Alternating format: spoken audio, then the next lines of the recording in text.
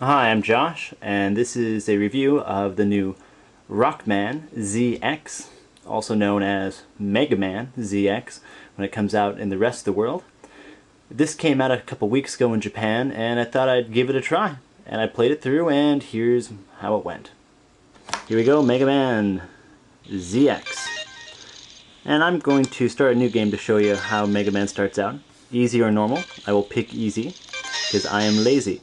Now, interesting enough, I think this is the first Mega Man game we can actually pick between being a guy or a girl.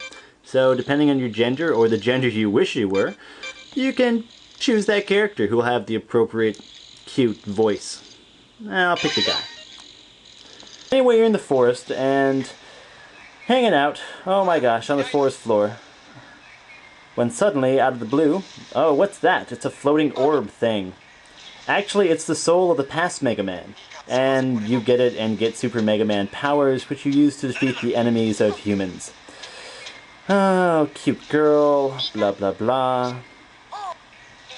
I'm actually waiting just to get to the anime sequence.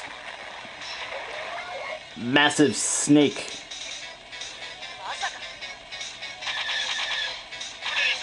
And apparently you're fighting with TIE Fighter-esque sound effects.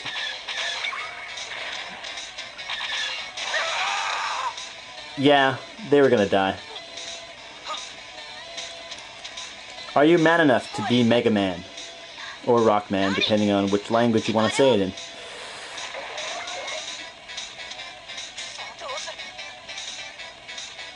And now your floating orb thing is gonna talk to you. Because that's what floating orbs do. And here you have the anime sequence, where you get the wonderful Super Mega Man powers. Kind of like a Power Ranger, except you get Mega Man powers.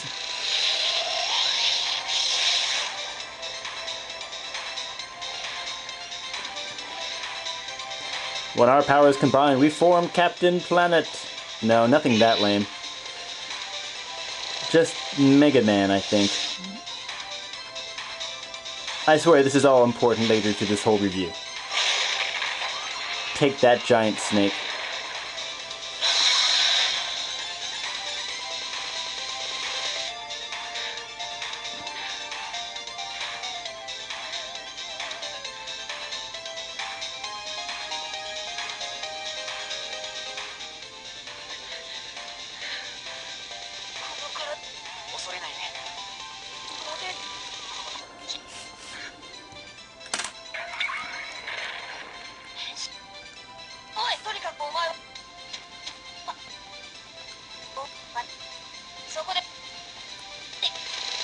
Anyway, to the actual gameplay. It's your standard Mega Man-esque game. Reminds you way too much of Mega Man for the SNES, which would be Mega Man X and X2, X3. You've got your shot, you've got your jump, you've got your wall hang going on. You can boost, you can charge up your shot. Oh, charging up. And basic just button configuration. Not that difficult. Something you can just pick up and play out of the box. But since this is really early in the game and there's not much to show you, let's load up my save file. Yeah, did you hear that? You can actually save games in this, which is really handy, up to 3 save spots. And I guess I should quit this. So here I am, here's my save file. I'm about 10 hours into the game. And I'm basically beaten the game. There's nothing left for me to do. I just have to kill the boss, final boss, which I'm just lazy and it takes a lot of time.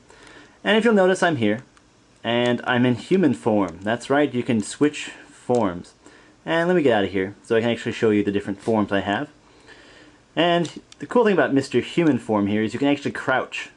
It's been way too long, and Mega Man now can finally crouch, and also crawl through small spaces. Now, the thing about this is you don't actually get power-ups as much as morphing form stuff. Once you beat an enemy, you have basically his power. You can morph into his essence, something like that. And you can be like Zero, for instance. And each guy has his own cool stuff. Zero has a gun and a saber sword. You have 2 modes of weapons, the R button and then your primary button. And basically everything you do can be a charge up, and does something fun and special. Even my saber charges up. And you've got different guys. You've got Flight Guy, who can boost up sabers. They have all charge up modes. They're not that important. The game relies heavily on a lot of characters with melee weapons. That's kind of cool. Ice Dude, Batman Dude. I don't know, he just kind of looks very superhero-esque with his cape. Why you need a cape is beyond me. But, as you can see, I'm actually in a town. There's a town here because, honestly enough, this game likes to think it's also an RPG. It's slightly an RPG. So let's go back to where it was before. And you've got your little data center. It's a transporter and mission mode. And if I can actually get to the missions, there we go. And there are a couple missions here that I can pick. And each mission, some of them are kill the bad guy, and some of them are go save my puppy. Yeah, it's not that really interesting. Saving puppies. Why would you save puppies? You have robots to kill. But you pick one up, and it tells you about them, and I'm just going to pick this mission. Mission start. And then I can just go wherever I want. I can pick areas. And actually, let's check out my mini-map. Here's a map of the entire darn world. And because I want to actually show you, like, me killing things, I'm going to warp to G5. And transport across the map. Otherwise it takes forever to get places. Where's G5? Oh, there we are. And you warp to these different areas. The missions usually require you to go pick something up, find somebody. They tell you which area to go to. They're really, really, really easy to do. And honestly, the bad guys aren't that difficult either. Here we are. Here's one of the bosses I defeated. You can fight them all again and again. He's kind of a ape-esque guy. He'll shoot fire and stuff at me. And I'm just going to fire stuff at him a lot. And he's going to charge up. Not really that much of a threat. And if I get hurt, I can go into my inventory, pick an energy holder. You get a lot of free lives, plus you can, yeah, just reopen the save file. And here we go, it's Mega Man with a couple different guns. He has two here. And I'm just going to easily defeat this guy. Yeah, eventually. And you kind of level up, and by leveling up you just get more energy for your secondary fun weapons. It's not that great. You just beat a bunch of guys over and over again. They'll send you on missions.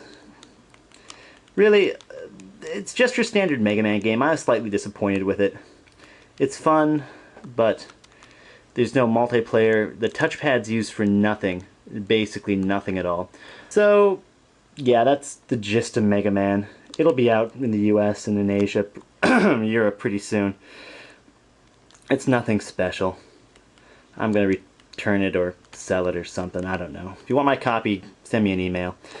So that's the lowdown on the new Mega Man game, Megaman ZX.